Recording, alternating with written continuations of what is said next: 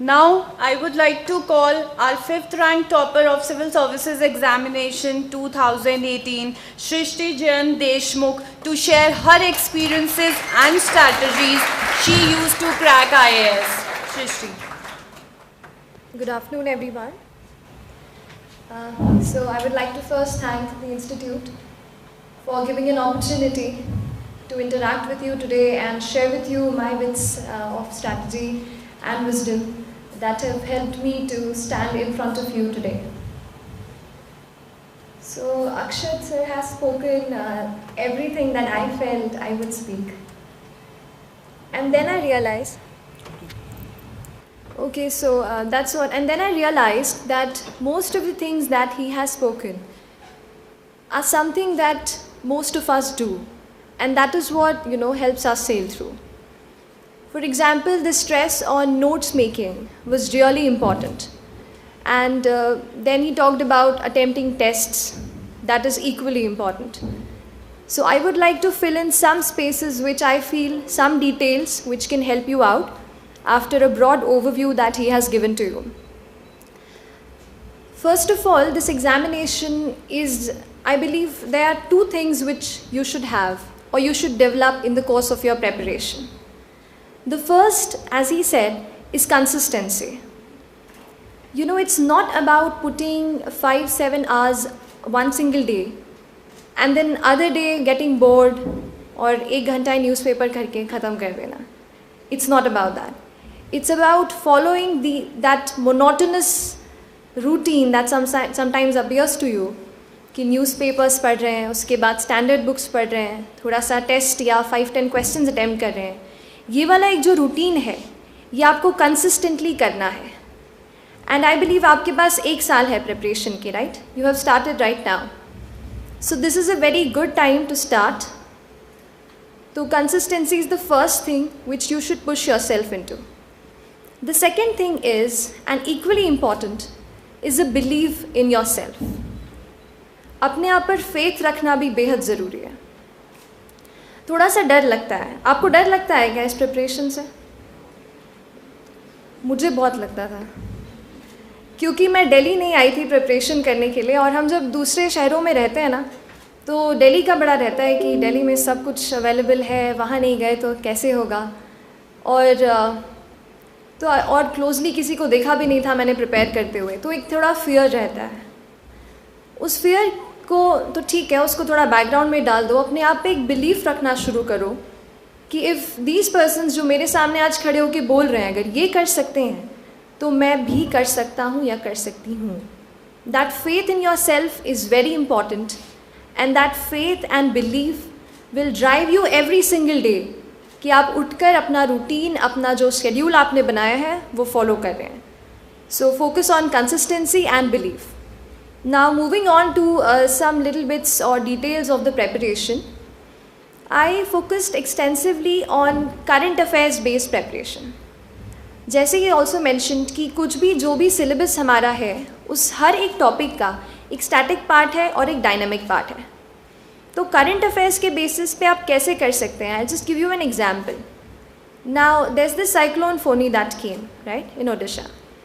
Suppose you're making notes out of it. And अगर cyclone आ रहा है उसके 10 days पहले से यू हैव आर्टिकल्स मैंशनिंग कि this is happening. 10 days after that you have articles on it कि what happened, what was the impact. तो उसको आपको अलग अलग एंगल से एनालाइज करना है. जैसे and this you will get it when you will study the previous year question papers.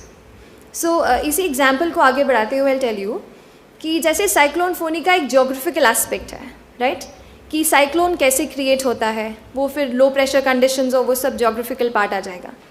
उसके बाद दूसरा पार्ट इसमें आएगा कि इट इज़ अ डिज़ास्टर, तो डिज़ास्टर मैनेजमेंट में कैसे करना है. Then there will be articles की एडमिनिस्ट्रेशन ने कैसे इस पर रिफ्लेक्ट किया, कैसे प्रिपेयर किया. तो कोई भी इशू जब आप प्रिपेयर कर रहे हैं उसके सारे एस्पेक्ट्स को कवर करके अपने नोट्स बनाइए. जब आप ये करेंगे तो उस एक इशू से जो भी रिलेटेड आपको क्वेश्चन पूछेंगे you will be able to answer that. And ये current affairs का कर लिया. Again when you are reading the static portion of say geography, वहाँ पे when you are studying कि cyclone how does it form, what kind of cyclones are there, वहाँ पे again refer to your notes on cyclone Fani. So the entire thing gets connected. ऐसे ही अपने mind में try to interconnect the different topics that you read and the different topics that are given in the syllabus.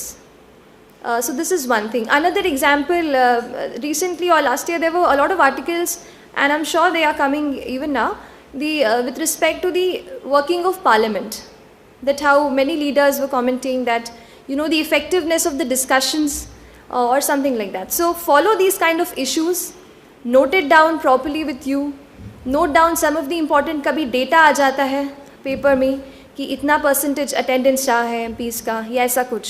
So these data can be quoted in your answers to justify your argument, है ना. So this is the first one. So this was about note making with related to current affairs and how to link it with your static part. The second thing which I again would like to stress is answer writing. See, answer writing is one thing and mains marks are something which are in your hands to a lot of extent. Prelims में I scored 105 marks and जब मैं देकर आई थी तो I was not really sure कि क्या वो 3-4 questions सही हुए हैं जिनसे मैं हो पाऊँगी या नहीं हो पाएगा. थोड़ा डाइसी होता है prelims. There are people who score 140, 150 but I was not one of them. तो वहाँ पे I somehow managed किसी तरह से prelims का किया. But mains was a portion where I felt कि यहाँ पे अगर अच्छे मार्क्स हम स्कोर कर लेते हैं तो आगे इंटरव्यू में भी अगर कुछ कम ज़्यादा हो गया तो we will find our name in the list. तो एक ही एज ही ऑल्सो सेड कि मेंस ओरिएंटेड प्रेपरेशन आप अपना ओवरऑल रखिए, that will really help you out. So one was about this was about preparing notes. Answer writing पे मैं आ रही थी. तो आंसर राइटिंग में थोड़ा नॉलेज बेस के साथ देखिए होता ये है कि we all study those standard books for preparation. For geography, we read NCERTs, other books for polity. So we more or less read the same books and same newspapers. But how you can differentiate yourself in your answers is by the presentation of it. Because ultimately the person who's checking the answers, unke liye our sheet is just a bundle of papers. But for us, it is everything, our entire hard work. तो अपने answer को अच्छे से present करना is very important. See, we have this usual framework of introduction, body and conclusion. Many people ask कि points में है या paragraph में. So I'll say that completely depends on the demand of the question.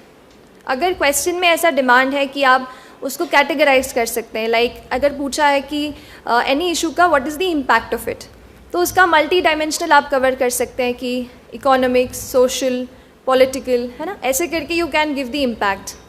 कहीं पर आपको लग रहा है कि डेफिनेशन से शुरू करना चाहिए तो वैसा फिर आप पैराग्राफ्स दे सकते हैं. So it totally depends on the demand of the question. Now apart from this structure also work out on some frameworks या कुछ ऐसे फ्लो चार्ट्स या डायग्राम्स जो आप अपने आंसर में कोड कर सकते हैं.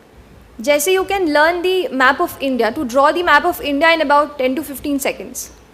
वो एक ऐसा पार्ट है कि कोई भी जैसे like last year there was a question in paper 1 जहाँ पे they asked the probably the wetlands, Ramsar wetland sites, there was a question related to it. I am not really recalling the exact question. तो वहाँ पे there were 2 parts to the question. One was about wetlands and the second part was name 2 wetlands in the country. Now we could either write 2 wetlands name. I just drew the map of India at the corner and I just marked 2 wetlands on the map. So कहीं ना कहीं से overall आपको half 1 mark कहीं से खींचना है. Because जैसे मैंने कहा कि we all read the same standard books, कभी कभार डेफिनेशंस भी हम एक जैसे लिख देते हैं, तो डिस्टिंग्विश हम आंसर राइटिंग से ही हो सकते हैं. तो अपने आंसर के प्रेजेंटेशन पे वर्क करिए. इंडिया का मैप हो गया, उसके बाद there could be some flow chart, कुछ साइकिल जैसे one is leading to the other is leading to the first one, ऐसा करके कुछ हो सकता है. ऐसे फ्रेमवर्क्स मैंने बहुत, जैसे कह रहे थे टॉपर्स के आंसर्स, हम भी आंसर शीट्स देखते थे और कहीं पे कोई मॉडल आंसर्स रहता है उसको देखते थे, उसको देखकर ही सीखा है. तो आप भी वैसे ही करिए, सी फ्रॉम अदर्स आंसर्स, और कोशिश करिए कि अभी नोट मेकिंग के वक्त ही आप ये सब अपने नोट्स में डाल लें. क्योंकि क्या होता है एग्ज़ाम में उतना टाइम नहीं रहता कि हम एकदम सोचें कि क्या अलग कर सकते हैं. यहाँ पे एग्ज़ाम में अगर आप जा रहे हैं तो you should be armed with all of these things कि कहाँ कौन सी जगह पे मैं ये चीज़ डाल सकता हूँ. दूसरा फ्रेमवर्क पे एक बात करूँगी मैंने ऐसा कुछ ऐसा कंक्लूजन का ऐसे बनाए थे कुछ फ्रेमवर्क्स और कुछ की टर्म्स रहते हैं, जैसे there is this new India 2022, आपने सुना ये बात, the concept of new India 2022, and there are lot of things that were there in it. So and conclusion में मैं एक सेंटेंस लिख देती थी कि you know these things after we have implemented these things, we can achieve the target of New India 2022 or anything like that. You'll get these key terms when you read the newspapers, and secondly ये सब key terms आपको मिलेंगे government के authentic documents से. अब सबसे अच्छा document जो अभी मतलब मैंने पढ़ा था वो था नीति आयोग का 3-year एक्शन एजेंडा. वो जो डॉक्यूमेंट था उसमें जनरल स्टडीज़ पेपर 2 और 3 से रिलेटेड इतनी सारी चीज़ें हैं. So if you refer to it, कुछ जैसे फॉर्डर है, कुछ अपने आंसर्स के लिए की टर्म्स हैं, वो सब आप वहाँ से डिराइव कर सकते हैं and you can directly use it in your answers. और आंसर राइटिंग में ऐसे ही कुछ डालते रहिए, जैसे किसी कमिटी की रिपोर्ट आप बता सकते हैं कि this committee was set up, जैसे फॉर द प्रिवेसी और part the BN Shri Krishna committee was constituted, you can quote the name of the committee. Then some indices are there, जैसे we have World Economic Forum जो कई सारे indices निकालते रहते हैं, उनमें इंडिया की कोई रैंक है वो आप डायरेक्टली आंसर में, तो इससे क्या होता है आपका जो आर्ग्यूमेंट है वो सब्सटैंशिएट हो जाता है ना. तो these are the things you can use to improve the quality of your answers. And फिर test series is very important, they help you in following in discipline, और वेरीफाई भी हो जाता है. कई बार ऐसा होता है हम पढ़ते बहुत सारे हैं but we really don't know कि हमें क्या याद है, और वो तभी पता चलेगा जब आप आंसर्स लिखेंगे, क्योंकि तब लिख के you will get a feel कि कितना दिमाग में गया है. तो आंसर ज़रूर लिखिए, मेक इट अ पॉइंट कि 2-3 answers on a daily basis you have to write. And for preliminary exam I would say कि अभी से कुछ 5-6 questions keep solving every single day, क्योंकि उसका एक अलग तरीका है. Syllabus most of it remains the same, just the way you approach the exam and think, that becomes different. तो उसके लिए रोज़ 5 to 10 questions keep practicing for prelims as well. And और कहूँगी कि वही टेस्ट को लेकर के काफ़ी इनर्शिया रहता है कि जब तक पूरा हो नहीं जाएगा सिलेबस तब तक नहीं देंगे आंसर्स, या लगेगा कि अच्छे आंसर्स नहीं लिख पा रहे हैं तो नहीं लिखेंगे आंसर्स. ऐसा मत कीजिए, जिस भी पोजीशन पे हो आप प्रिपरेशन के, आप आंसर्स लिखना शुरू कीजिए. They are the base of your things. And बस newspaper reading is very important, keep it continuous, make your own notes. I made my own notes out of newspaper. और उसके बाद कभी कोई मंथ एंड में I use to go through the compilation, so whatever things are missed out वहाँ से verify हो जाता है. लेकिन when you make your own notes out of the newspaper, specially of the editorial section, तो आपकी खुद की अंडरस्टैंडिंग बहुत बढ़ जाती है उस इशू को लेकर के. तो एक वहाँ पे फोकस कीजिए. And with regard to preliminary examination एक लास्ट थिंग और एक बोलूँगी कि मुझे हमेशा नेगेटिव्स का डर रहता था. अभी तो आप इनिशियल स्टेज पे हैं, इतना ज़्यादा प्रीलिम्स के बारे में नहीं सोच रहे होंगे, बट फिर भी 2 चीज़ें कहूँगी कि जब आप एक टेस्ट दे देते हैं, हमने कहा कि टेस्ट देना इंपॉर्टेंट है, आपने दिया, दैट्स गुड, पर टेस्ट का एनालिसिस ज़्यादा इंपॉर्टेंट है, वेदर इट इज़ प्रीलिम्स और मेंस. प्रीलिम्स में आपने मान लीजिए 50 क्वेश्चंस अटैम्प्ट किए, तो उसका एनालिसिस ज़्यादा ज़रूरी है कि अगर मेरा गलत हुआ है तो वाई इट इज़ रॉन्ग, क्या वो मेरा अंडरस्टैंडिंग का गलती थी या फिर वो कॉन्सेप्ट ही मुझे समझ नहीं आया.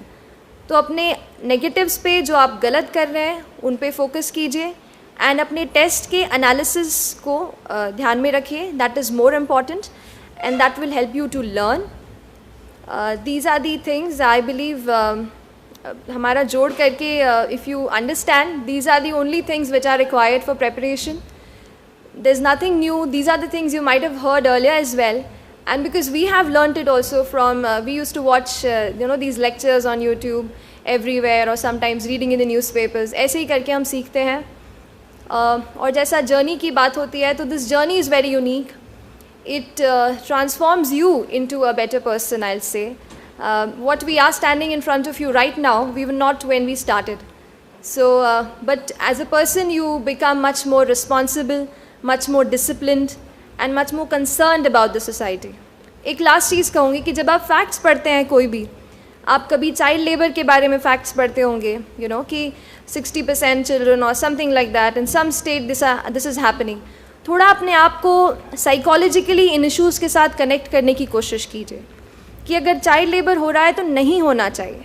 देखिए, हम पढ़ रहे हैं, टेक्निकली पढ़ रहे हैं, लेकिन अल्टीमेटली आप किस काम के लिए पढ़ रहे हैं, क्या बनना चाहते हैं पढ़ रहे हैं, वो भी सोचिए।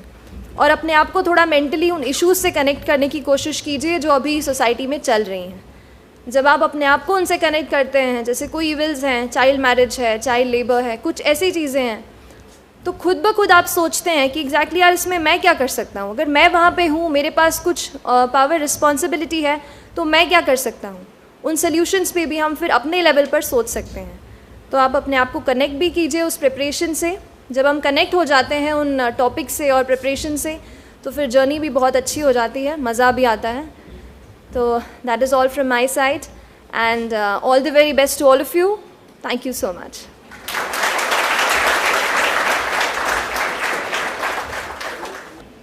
Thank you so much, Shrishti. I'm sure your words and ways will work as a ray of light for our students.